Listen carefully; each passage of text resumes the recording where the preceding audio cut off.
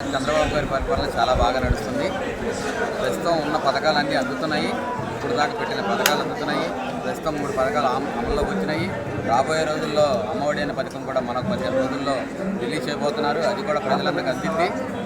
చంద్రబాబు నాయుడు గారు ముందు డెవలప్ చేయాలి, మన ఆంధ్రప్రదేశ్ని ఒక మంచి దారిలో నడిపించాలని రాహుతపడుతున్నారు.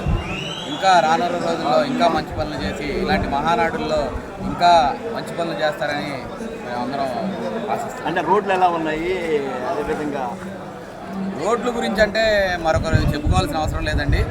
చంద్రబాబు నాయుడు గారు అంటేనే రోడ్లు, డెవలప్మెంటు, ఇవన్నిటి మీద ముందు చంద్రబాబు నాయుడు గారు ఇది పెడతారు, శ్రద్ధ పెడతారు.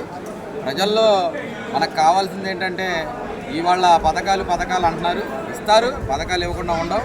ఆల్రెడీ 3 పథకాలు జరిగినాయి, ఇంకొక 3 పథకాలు ఉన్నాయి, అవి కూడా చేస్తారు.